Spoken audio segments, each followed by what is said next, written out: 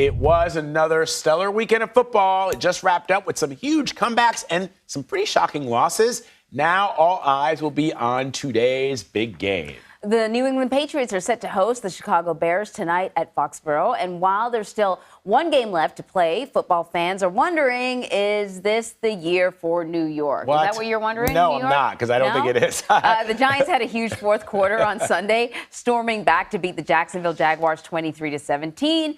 And the Jets are bringing another W home with them from Denver after beating Russell Wilson. Russell Wilson-less. Yeah, it doesn't really make sense. Broncos. But yes, he was. Russell Wilson was out, right? So the score was 16-9. Oh, they could have just said, he was out. He didn't play. Anyway, CBS Mornings co-host Nate Burleson is here to break down some of the big storylines from the weekend. Nate, always great to see you. So New York football. I mean, I'm a Gents fan, but the New York Football Giants are doing really well this year. But I'm just on edge, Nate, constantly. Yeah. You know why. And the Jets, of course, I'm not a Jets fan at all, but they had another road win. So the question is, are both teams for real? That's the ultimate question. And there's many fans in New York, New Jersey, and around the country that love both the Giants and the Jets. And they're just hesitant. They're like, okay, I see they're playing well. I see their records reflect that they're one of the best teams in the NFL. But are they playing too well too soon? I'll answer that question. I'll say no. You got to get your wins how you can get them. With the Jets, the offense might not have these pretty victories and big statistical outputs, but that defense is playing really well. And the young team is starting to believe. And they have a foundation of players that are playing well. So you have to give the credit to the Jets. Listen, they went on the road to face a Russell Wilson-less Broncos, but still, that's a big-time victory for the Jets. Now, when it comes to the Giants, it's a tongue twister. When it comes to the Giants, I feel like they have a little bit more control over how they are winning these games. Daniel Jones, who everybody has a question about, is he the quarterback for the future for the Giants? He's starting to step up in a major way. Daniel Jones, he's handing the ball off to Saquon, which is like the vehicle for this offense, but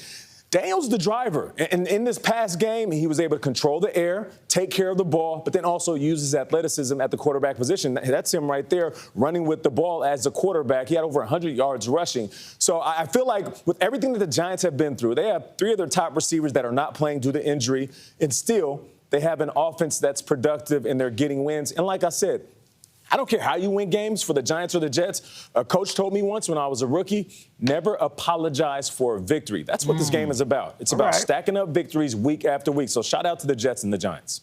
All right, Nate Burleson. All right. So let's talk Tom Brady at the beginning of the year.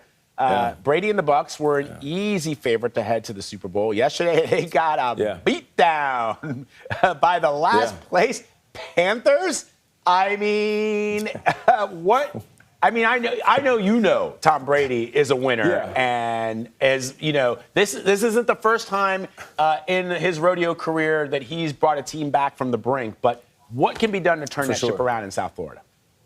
Yeah, I'm not sure Tom Brady would appreciate you saying a beat down and having a little he might come in. That. He might come here and beat me down. Here's the thing. He's like, you want to see a beat down? Here's the thing.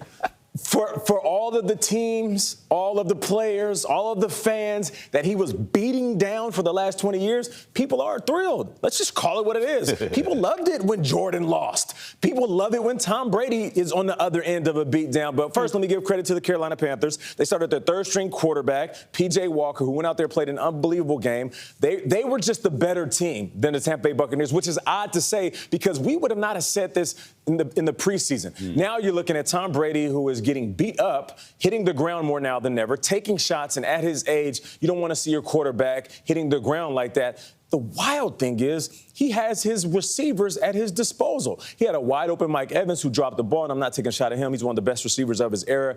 Chris Godwin, guys that are usually sure-handed, but they're just off. There is this rhythmic thing that you can see that they just don't have right now. And the question leading into this was, can they right the ship? I have to be honest. there's too many other good teams. So, no, they can't right the ship. But what they can do is start shipping their cars off to their off-season homes, because this is that time of year. When you're looking at the schedule, you're looking at your record, and you're saying, all right, should I start booking vacations? That happens sooner than people think. I think all the fans assume, as soon as the last game ends, that's when we start figuring it out. No. I've been on teams where we looked at our record, we looked at the rest of the schedule, and we looked at each other in the locker room and said, well, let me get a jump on these vacation tickets because I can get a better price right now. So, yeah, if they don't win and correct things over the next couple of weeks, they'll start booking their vacations and shipping their cars. So really quickly tonight, Patriots and the Bears, who do you like?